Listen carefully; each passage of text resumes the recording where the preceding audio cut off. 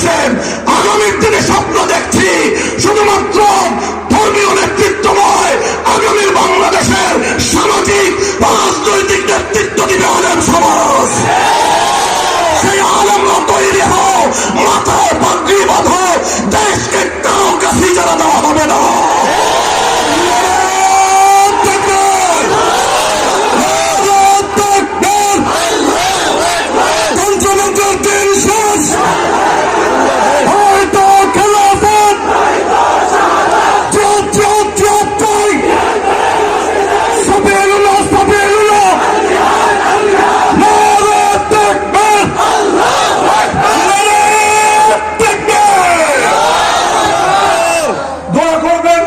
ইসলামের প্রত্যেকটা শাখার কাজ যেন যথোপযুক্ত পদ্ধতিতে পরিচালিত হয়, উপযুক্ত ব্যক্তি যেন আল্লাহ ব্যবস্থা করে দেন।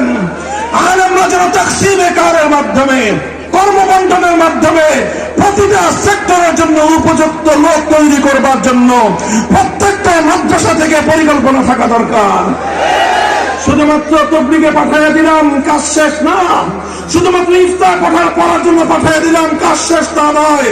বরং উম্মতের যেই যেই জায়গায় কাজ দরকার, যে যে জায়গায় উম্মতকে পরিচালনা করা দরকার, যেই যেই জায়গায় উম্মতকে নেতৃত্ব দেওয়া দরকার, প্রত্যেকটা সেক্টরের জন্য উপযুক্ত লোক এবং ব্যক্তি মাদ্রাসাগুলোকে চয়ন করতে হবে। আখেরি কথা, আল্লাহর নবীর 4 নম্বর কর্মসূচি হলো ওয়ায়ুযাক্কিহিম, তাজকিয়া। তাজকিয়ার অর্থ স্বাভাবিকভাবে বলা হয় আত্মশুদ্ধি। আসলে আত্মশুদ্ধির মর্মটা কি, আত্মশুদ্ধির হাকিকত কি? তাজকিয়ার হাকিকত হলো তুমি তেলাওয়াতে কিতাবুল্লাহর মাধ্যমে যে কোরআনকে তেলাওয়াত করা হয়েছিল 1 নম্বর কর্মসূচি, তালিমে কিতাবের মাধ্যমে কোরআনের মর্ম ব্যাখ্যা বুঝিয়ে দেওয়া হয়েছিল, এটা ছিল 2 নম্বর কর্মসূচি।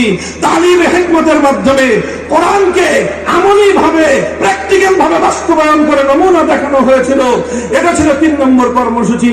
এই 3 নম্বর কর্মসূচির পর 4 নম্বর কর্মসূচি হলো তাজকিয়া।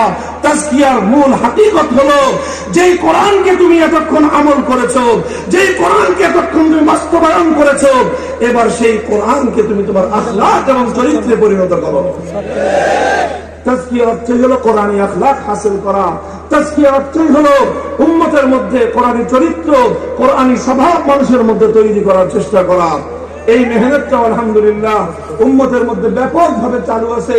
আর সবচেয়ে বেশি উপায়ে এই তাজকিয়া তথা উম্মতের আখলাককে, চরিত্রকে, স্বভাবকে কোরআনের আলোকে গড়ে তুলবার জন্য মেহনত করা হচ্ছে।